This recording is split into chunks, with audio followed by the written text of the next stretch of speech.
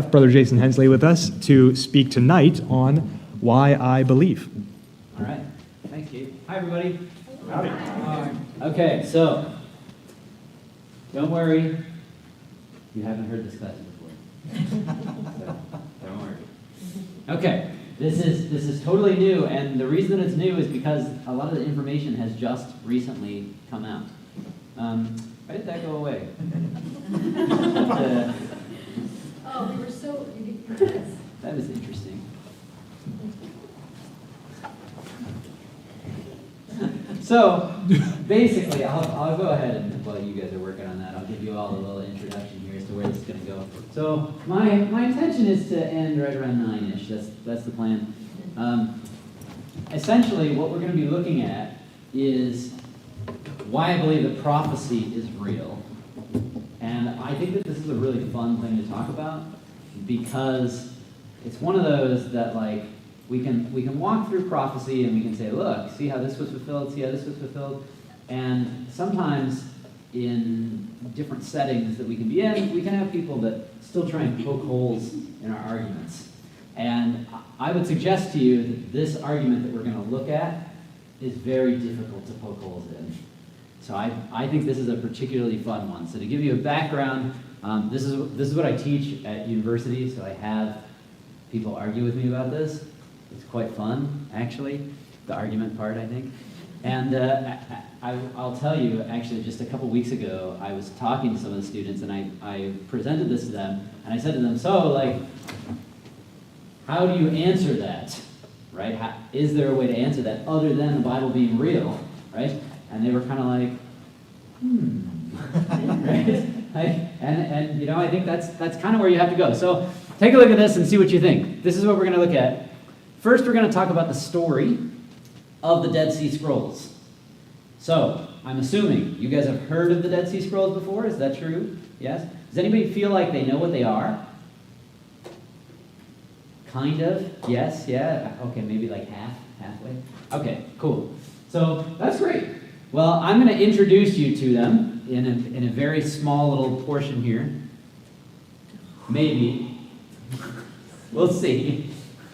I will introduce you to them so that you can just see kind of what they're like and what they are. Then what we're going to do is we're going to talk about dating the scrolls, as in figuring out when were these things written. So that's going to be our second part. And then the third part is going to be artificial intelligence and the redating of the scrolls. So this just came out as of the beginning of June. Right, so this is some new exciting stuff, very interesting.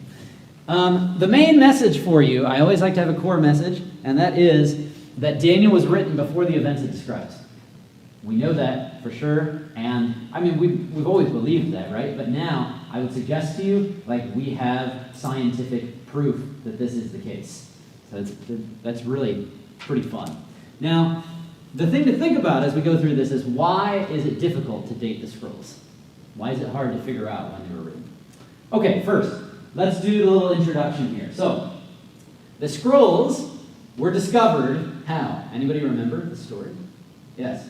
By a random shepherd. By a random shepherd. So he was a Bedouin. Raise your hand if you know what a Bedouin is. Kind of? A little bit? Okay, so Bedouins, this is fascinating. So Bedouins are a nomadic tribe of Arabs that live in Israel. They're not just in Israel, but they're in other areas there in the Middle East as well. And they just they wander around following their sheep. Right? Like, that's kind of how they do things. So this guy in 1947, right, so a long time ago, this guy in 1947 was following his sheep, and the sheep ran past Cave 1Q. See that over there? Okay, now it wasn't called Cave 1Q back then, but that was the first cave, and the reason it's called Cave 1Q, the Q on there, stands for Qumran, which is over there on the left. Kirbet is just Hebrew for ruins. So it means the ruins of Qumran. Okay, so the sheep runs past Cave 1Q, and the guy is like, actually, here he is. Maybe. Oh, Go ahead. Are we able to change the slide? You should be able to now. Thanks. Okay, so here they are. This is Muhammad Ed Deeb and Juma Ed Deeb. They were cousins. pretty cool mustaches, too. Just to put that out there. So Muhammad was the one, he was walking past the cave, the two of them are standing there, and he says, a cave. So he throws a rock in the cave, because, I don't know, I guess like that's what you do when you find a cave or something. Like he was just messing around. He throws a rock in a cave, and he expects to hear your normal like rock against other rocks, and instead, what does he hear? Yeah, right, this crashing. And he's like, well, that's weird. You know, I don't think normally that's what's supposed to happen. So he says to his cousin, to Jama, you know what? I'm going to see what that is. So he leans in, and he falls into the cave, right? And he says, I'm okay. And he found a jar, right? A broken jar he has 4 scrolls. So he finds 4 scrolls. This is the cave. I have circled in green some people, just so that you have an idea as to like how big it is and whatnot. So that's the cave that these first 4 scrolls were found in. Now, I'm not going to tell you about all the scrolls. It would be cool, but you know, I don't want to go into all that because we don't really have the time. But I'll show you one of them. This is the Great Isaiah Scroll. If you go to Jerusalem today, you will see it in the Israel Museum. It has a very exciting name, which is 1Q Isaiah A. We're not gonna break it down. If you're curious as to why scholars do that, scholars always call stuff boring, weird names. So that's what you get there. It has to do with the cave it was found in, and then what book it is. So this is a really big deal because it's about 24 feet long, and it is a complete book of Isaiah, right? Which is really cool. So complete book of Isaiah. The unfortunate thing is, if you go to Jerusalem to see it, it's actually only a replica because they can't like have the other one exposed to light. So you'd go to Jerusalem to see a copy of it. Oh well, that's how it goes. Okay, so that's what it looks like. It's pretty cool, and in fact, if you know Hebrew, you can actually read it, right? It's like the same Hebrew as today. So that's line 1, that's Isaiah 1 verse 1, right? So that's what it says. Chazon Yeshayahu ben Emotz asher chazah al Yehuda v'Yerushalayim. So that's the first line there. It's exactly the same as what we have in our Hebrew text, which is just cool, right? So this scroll is like over 2,000 years old, and it matches all of this. Now, in addition to that, they found a couple of other things that aren't as cool. They weren't biblical books. There was one called the Habakkuk Commentary. So if you've ever seen like our verse-by-verse expositors, this was sort of like the Qumran version of this, except really weird, right? So like the way that they understood everything in Habakkuk was they said every verse in Habakkuk was about their day. So their verse-by-verse commentary was, here's what the verse says, here's how it relates to today. Here's what the verse says, here's how it relates to today. So completely taking it out of context and coming up with some really weird ideas. So that's what they did. They also didn't like chapter 3 of Habakkuk, so they just didn't include it. Now, they found 2 other books. We won't get into that, but remember, there's 4, right? So they don't know what to do with these books. They're like, scrolls. They're like, what do we do with this? You know, they're Arabs, right? Meaning they speak Arabic, not Hebrew. So they get these, and they can't even read them, right? They're just like, it's an old thing. Okay, right? Like, they don't know what to do with it, so they actually put it on their tent, right? That's the first thing that they do, and they just display it on their tent so that everybody can see it, right? So that's their big idea. I'm going to stick this up here, and they think, maybe people will think I'm really exciting or something if I have this on my tent, and nobody does. So it doesn't really work for them. They're not sure what to do with it. So finally they say, okay, you know what? We just got to get rid of these because what's the point of having them? We can't read them. We don't know what they are. Whatever. So they go to an antiquities dealer. Anybody here ever been to the Middle East before? Oh yeah, okay. Did you go into any antiquities shops? Maybe? No, okay. They're so sketchy, right? Like you walk in and it's one of those places where you're like, the sign says this thing costs you $5, right? Or 5 shekels, or what, and you're like, no. I will pay you 4, right? And they're like, 4.20, right? And then you're like, no, 4 and 5 cents, right? Like and you guys are like arguing about. So this is how the antiquities dealer things go. Sometimes you can get a good deal if you like argue a whole bunch. Other times, you also just don't ever know what you're buying, right? Like, you don't know if it's real, you don't know if it's not. Like, the guy could be like, this thing is 5,000 years old, and then it's, turns out he made it in his basement or whatever. So, you never really know. So they go to an antiquities dealer in Jerusalem and they say, we have these old scrolls, we don't know what they are. They could only unravel 3 of them. They unwrapped 3 of them, one they couldn't. So he looks at them and he's like, this is garbage. I don't want this. Go away. So they're like, oh man, we don't know what to do with this. Like, nobody's going to want it. And finally somebody says, have you talked to Kondo? And they're like, no, we don't know who that is. And they say, well, go down to Bethlehem, go talk to Kondo. He's the shoe repair guy. Right? So this is for real. This is what they're told. He's the shoe repair guy. Go talk to him. So they're like, okay. So they go down, they talk to Kondo, who's a shoe repair guy, who has an antiquities business on the side. And he's like, he can't read them either, right? He says, maybe they'd be worth something. I'll take them. I'll give you $7 each. So they're like, yeah! Right? They're all excited, and they sell them for $7 each. So that is what they do. So the Dead Sea Scrolls were sold for $7.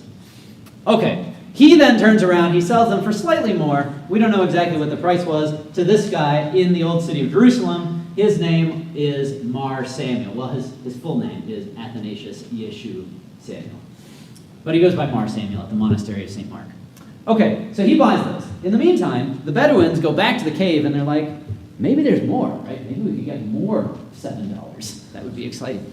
So they go back and they actually find 3 more in the cave. At that period of time, they go back, they sell them to Kondo, and this guy, Eliezer Sukenik, is a professor of Hebrew literature at the Hebrew University of Jerusalem. He is very intrigued by this whole thing. He hears about these scrolls, so he goes down to see Kondo, and Kondo says, okay, here you go. Here's the scrolls. And finally, for the first time, this is somebody who can read Hebrew, right? So he's like, whoa. He's just totally blown away. So he reads the Hebrew. He doesn't recognize it because the 3 scrolls that they got are not biblical books. They're like Bible-adjacent books, meaning like one of the books that he finds is called the Book of Thanksgiving. It's like things that sound like the Psalms, but they weren't. Right? They were the Qumran community's Psalms, kind of like their hymn book type of thing. So he's reading this and he's like, this is the weirdest thing. Like, I feel like I'm reading the Psalms, but none of these are the Psalms. Like, what is this? What am I looking at? This is from his diary. So he says, I examined the other, that should say leathers. I examined the other leathers. Well, as the while I was wondering what to do next. I wanted to buy them, and I wished to take them home with me then and there, but I had no serious amount of money with me. And, in any case, it would take days to settle upon a price for such objects. Are you going to have to just, hang out back there the whole time? Okay. You're all right? That looks uncomfortable. But okay, thank you. Are you going to do that tomorrow, too? We'll find a better solution. Okay, all right, sounds good. Whatever you want to do. For there is a special pattern to Arab bargaining, and a quick deal has no flavor. I therefore told the dealer that I was much interested, would probably wish to buy, but I should like to take them home with me for further scrutiny. I promised to let him know my decision through our mutual Armenian friend within 2 days. He agreed and wrapped the scrolls in paper. Tucking them under my arm, we parted with friendly salam. So he's writing this in his diary. He's reading the scrolls that night. Now here's the crazy thing, right? He gets these scrolls. Look at the date. It's November 29th, 1947. Any of you guys know why that date matters?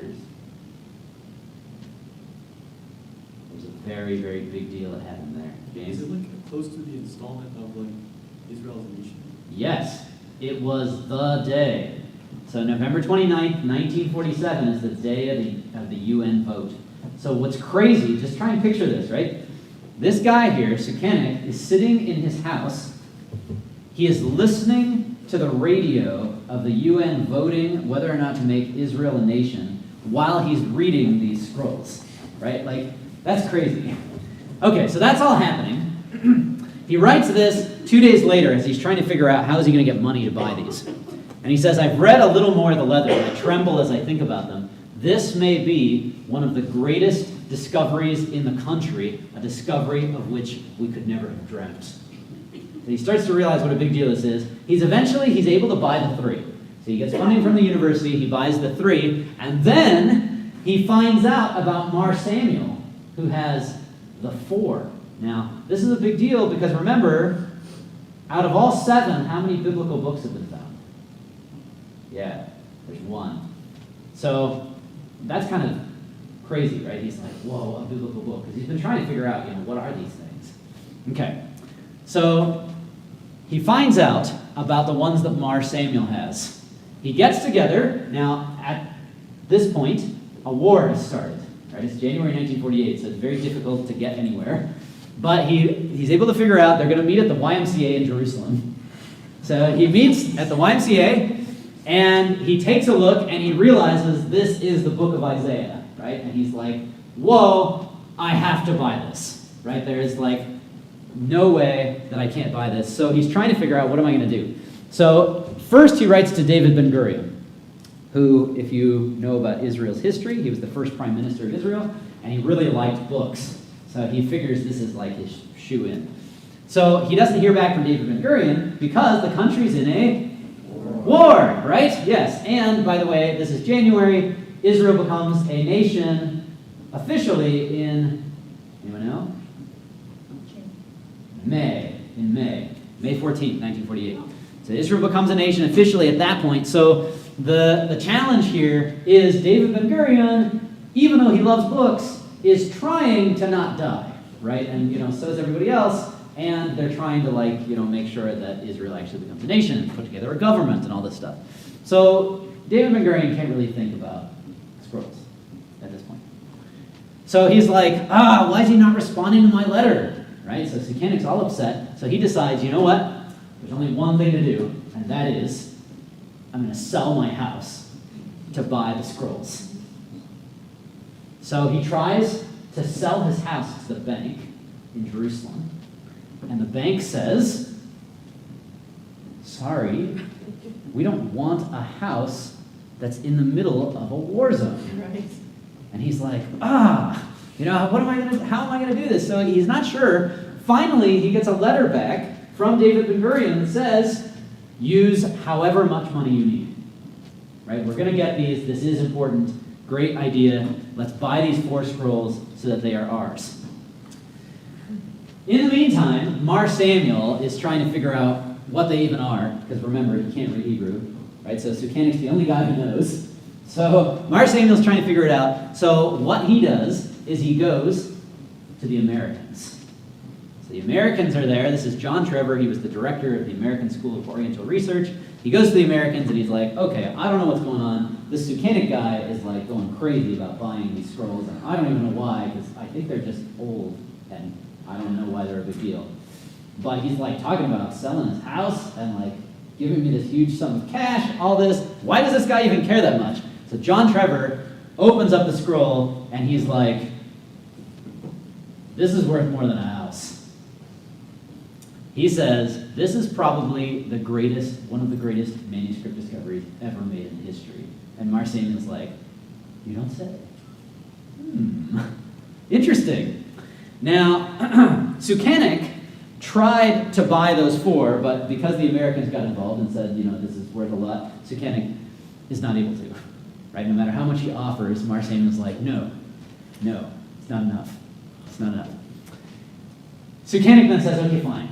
Whatever, you guys do your thing, but whatever you do, don't tell people about these, because I'm going to get the money, I'll get whatever you want, and the Americans, being, I don't know, maybe we're kind of like blabbermouths, they put it in the London Times. Right? Yale University announced yesterday the discovery in Palestine of the earliest known manuscript of the book of Isaiah, dating to about the 1st century BC. A commentary on the book of Habakkuk, a manual of discipline of some comparatively little-known sect or monastic order, possibly the Essenes. The 3rd, that should say the 4th, scroll has not yet been identified, which was the one that they couldn't open up. Okay, so John Trevor starts taking pictures of them, right? Mar Samuel said you can do that because he wanted to figure out what exactly these things are. So he starts taking pictures of them, March 1950, and they go into that book. Mar Samuel is, I mean, he doesn't even care about like what these things are. He just wants to make a lot of money, right? So his big goal is to find, since the Americans got so excited about it, to find a rich American who will buy them. So he takes the scrolls on tour. So they go to the Library of Congress, 1949. They go to Duke University in 1950, University of Chicago, 1950.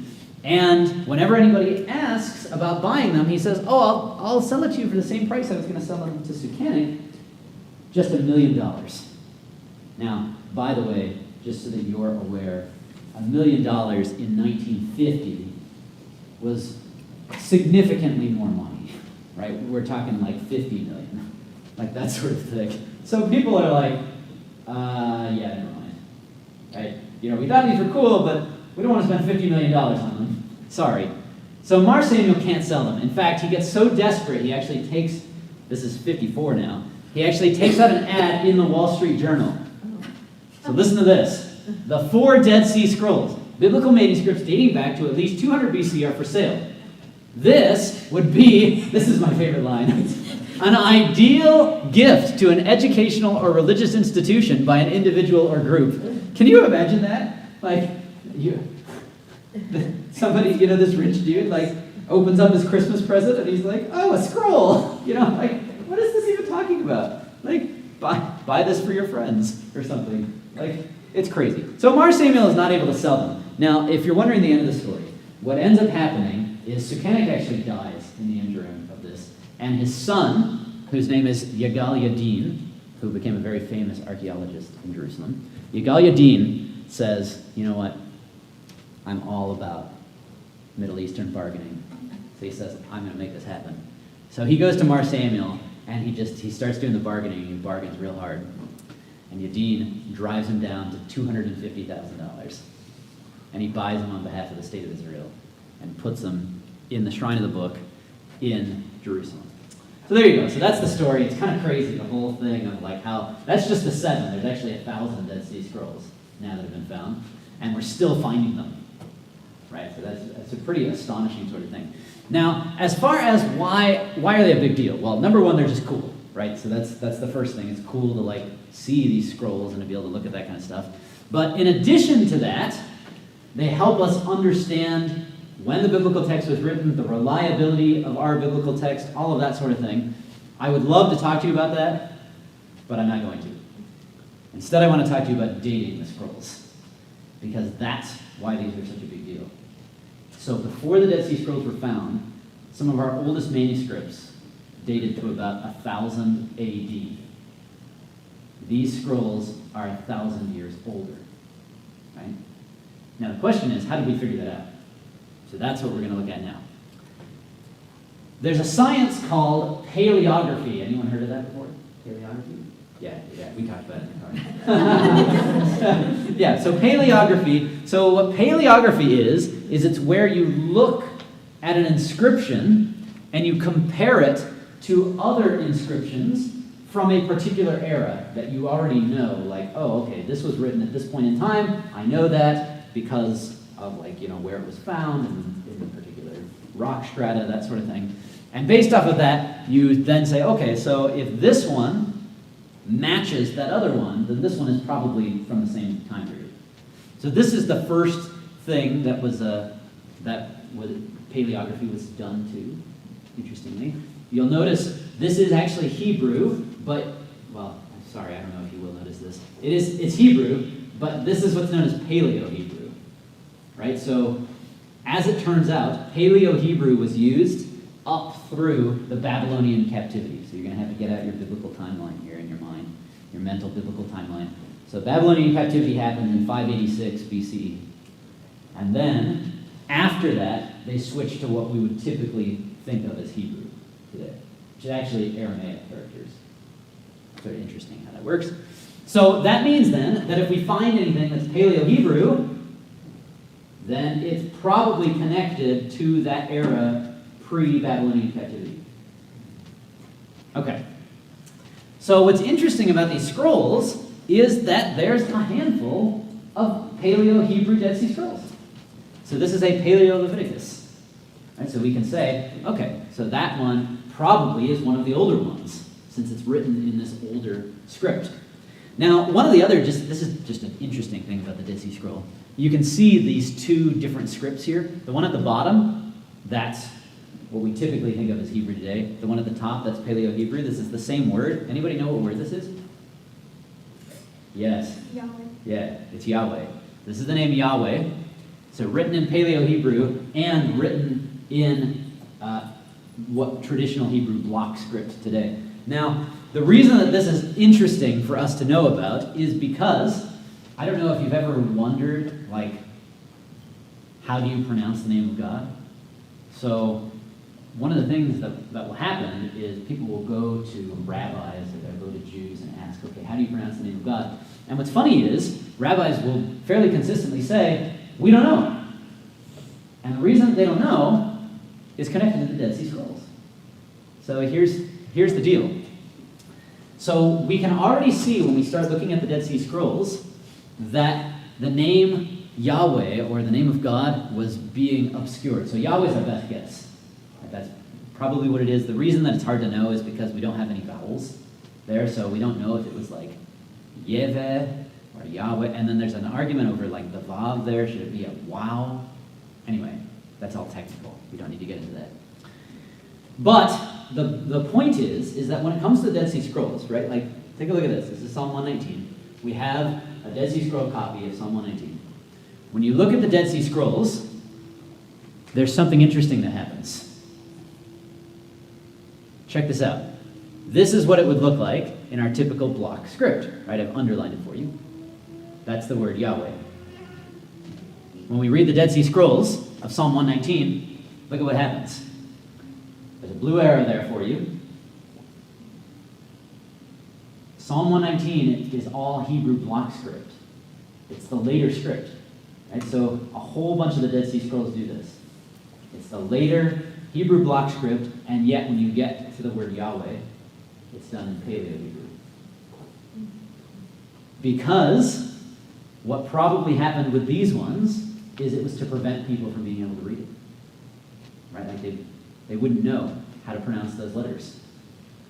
Because this is block script, so it dates to after the captivity, and so the scribes specifically wrote the name of God in a way that was unpronounceable, and so that people couldn't read it. I think that's a very interesting thing to think about. So you can consider that. But I've circled some more for you. It's all over the place, right? In the Dead Sea Scrolls, the name Yahweh has been essentially just taken out. Right? It's been put in an older script. I mean, it would be like if you're reading your Bible, right? And the name, like the word Lord, is in like Welsh or something. And you'd be like, and just like move on to the next word. Like, you just wouldn't know what to say. They say Adonai instead. So when they see that, they'd say Adonai, which was Lord, which is where we get our Lord from. So there's a lot of them like that. So you have Paleo-Hebrew on the left. This is just from Wikipedia, right? So, it might be wrong. But I wanted to just show you some of the few here. The square, so that would be like, these would be the ones after the captivity, that's in the middle. And then tetrapuncta, that's the ones that I'm talking about here, where Yahweh is in that earlier script. Anyway, okay. So that's how we date the Dead Sea Scrolls using paleography. As you can see, it's not a very exact science. So it's kind of like you look at it and you're like, well, it sort of makes sense that this is older than the Babylonian captivity. Sort of makes sense that this is newer than the Babylonian captivity, right? Like, it's not super great.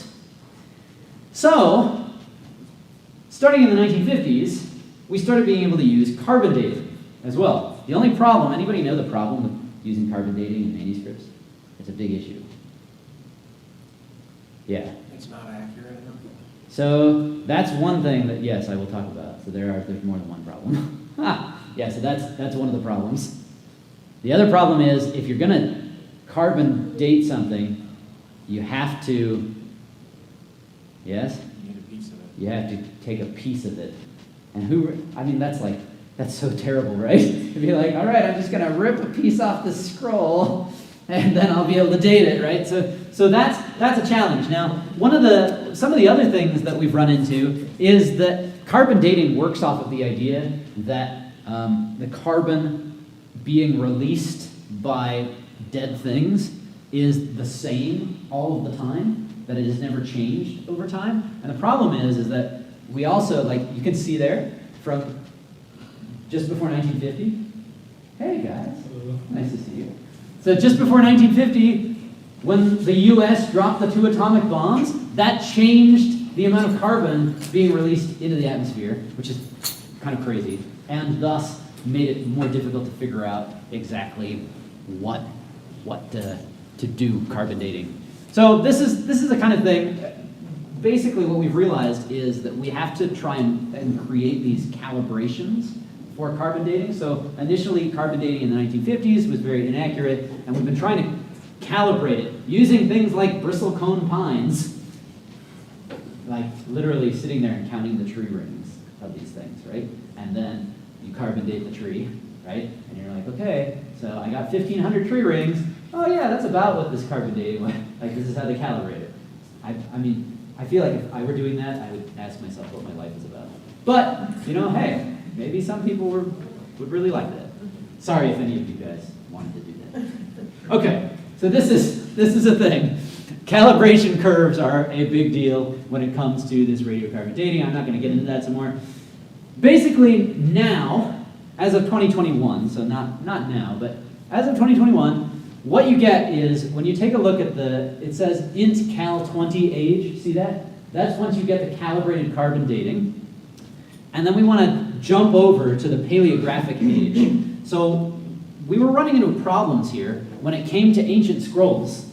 And that was that even though we've now calibrated carbon dating and it's significantly more accurate than it was, like 50, 70 years ago, look, this scroll here from Wadi Daliya, it comes up as 403 to 352 BC, 286 to 229 BC, 218 to 210 BC, and then the paleographic age is in the 300s, which you'll notice isn't any of what the carbon dating came back with, right? So this is the kind of thing that when you're like doing these kind of experiments, you're just like, ugh, I'm done, right? Like, you know, what do you do with this? So this has been a challenge when you take a look at part of this. And what it does is it makes it hard to know, was this written during the time of the Hasmoneans? That's like the Maccabees, Hanukkah, all of that. Or was it written during the time of Herod? Those are kind of like really different times. And you might wonder, okay, well, why does that make all that big of a difference? Well, let me show you why it makes a big difference.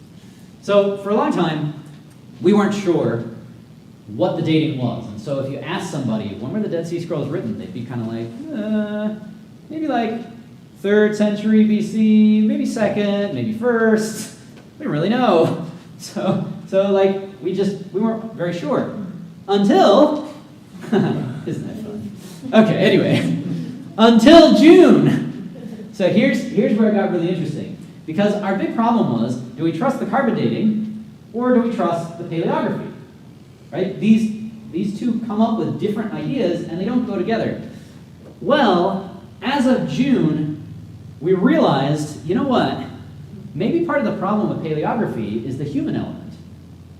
So what if we trained an AI module, which they named Enoch, by the way, I thought that was cute.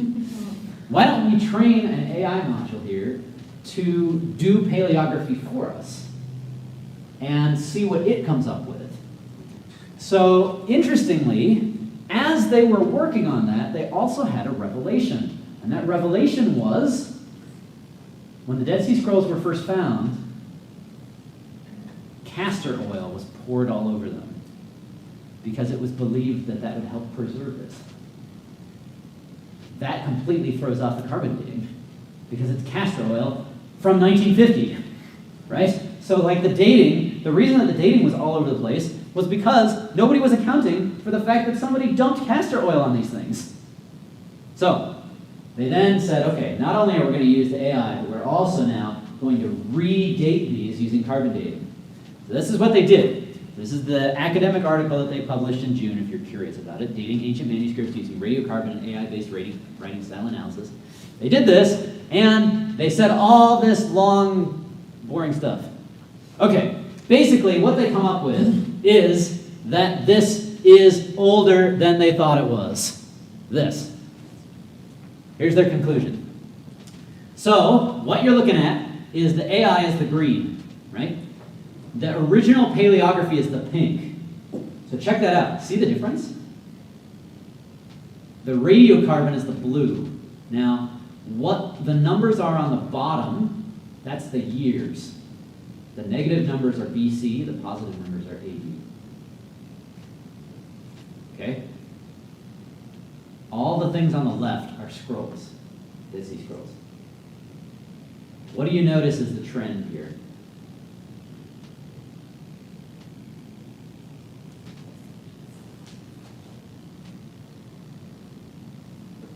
Yeah. Have you got something? No? It's shifted slightly. It shifted. What direction? Left. Left. Minus 200. Yeah.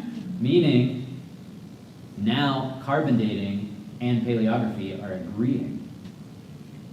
And the agreement is that everything appears to actually be like 150 to 200 years older than they thought. Now, you might think, okay, cool, they're old. Why do I care? Right? Like, why does that affect my life? How does that actually have any meaning to me? Well, the reason it's had meaning is because these things have never agreed before. Right? So the fact that they are agreeing now highly suggests that this is right. Okay? So that's the first thing. On top of that, here's why this matters so much. We do not have any original copies of the biblical books. Right? Like, we do not have the copy of Jeremiah that Jeremiah wrote. But now we know that we have a way older one. Okay, cool. Here's the thing. When it comes to the book of Daniel, scholars have always been bothered because they don't, want to believe that it's inspired, right? Scholars have always been bothered by the precision in Daniel. So when you look at the book of Daniel and you look at history, it is very difficult to say these don't match. Right? So everybody acknowledges that, including scholars who don't want to believe the Bible. For instance, take a look at what they say here. They say the first apocalypse, so this would be Daniel's vision, of part 2 of Daniel, so chapter 7. So do you remember chapter 7? This is the one with the lion, the bear, the leopard, the scary thing. They all come up out of the sea, right? So it says, that one's written during the reign of Antiochus IV, but probably before he began his active persecution, i.e. before 168 BC. Well, why do they think that? They think that because when you look at the chapter and the details it provides, it is so detailed of Antiochus IV's reign that they say, Daniel, well, they don't even think it was Daniel, the person who was writing this had to be alive at that time watching Antiochus do this. And so that's what they say. They then go on and they say, okay, this is going to be the same way with all these other things. The second apocalypse, chapter 8, that's the one with the ram and the goat. Chapter 8, without its later additions, which were pointed out above, was composed by another author not long after the desecration of the temple in December 167 BC. Why? Because it is so accurately discussing the desecration of the temple in 167 BC. The third apocalypse had to be written by a third author shortly before the summer of 165. So they just go on and they say, okay, these people had to be alive at this time because there's so much detail about what Antiochus did. Couldn't have been written before, and it was probably written during that point as they were watching these things happen. So this is Antiochus. He renamed himself Epiphanes, Antiochus Epiphanes, because that means God manifest, and that's how he felt about himself. So he named himself Antiochus Epiphanes. He was born in 215 BCE. All right, keep that date in your mind. Born in 215. He is the guy that inspired the Hanukkah story. So that's his whole thing. He did these campaigns down into Egypt. He then later came up, desecrated the temple because he got kicked out of Egypt. It's a very funny story, but we don't have time to go into it. He was very angry after he got kicked out of Egypt, and so he goes, he sacrifices a pig on the altar in the temple, and then he feels better about himself. Because he showed them. Okay, so that's the deal with Antiochus. Born in, do you remember the year? 215. Okay. This is the Dead Sea Scroll of Daniel that was dated in this study. It's 4Q114. That's it right there, right? So notice the paleography has put it in the 1st century BCE, and now AI and carbon dating both date it to about 200. When was Antiochus born? 215. That's interesting. When did he do his campaigns? 160s. In other words, the fragment of Daniel that we have, which by the way contains all those apocalypses, dates to, at the very latest, when Antiochus was 15 years old. It was written before the campaigns, right? Like that's what, now all of this comes together, and we can say, okay, fine, like if you want to say Daniel didn't write it, whatever, you can say that. But whoever wrote it clearly knew the future, because they wrote about the future 50 years before it happened. What do you make of that? So this is the author of this study. He says it was previously dated to the late 2nd century BCE, a generation after the author of the book of Daniel. Now, with our study, we move back in time contemporary to that author. So it's a little bit crazy, all of that, and I think that's probably where I'm going to end it. For me, it's one of those things. I think it's fascinating to be able to look at this, and I want to make sure that this really goes in there, and that this really comes in, because this is something that we don't get a lot of opportunities to discuss. So people that don't want to believe the Bible often say prophecy is not a real thing, and they'll say, like, we're going to talk about the Olivet prophecy tomorrow, which again fits so well with the historical record. They say, oh, it was clearly written after the events, or it was written contemporary with the events. We now have proof, and we have the scroll to show that the prophecy of Daniel was written before the events it describes. That's huge in terms of just showing, what is this then? It can't be history, right? Like, how else do you explain somebody predicting? And by the way, if you look at Daniel 11, right, like read through Daniel 11, the details are crazy, right? It lists, he's going to do this campaign, he'll do this campaign, he'll do this one, right? It's like a battle plan of Daniel 11. And the fact that it was written 50 years before Antiochus did it, I don't think there is an explanation other than the fact this had to be inspired. So, I think there's a lot of reasons to believe the Bible. And I think this is a very nice one that you can share with others. And then ask them, so, what do you make of that? How do you explain that? And how is that then going to affect your own belief?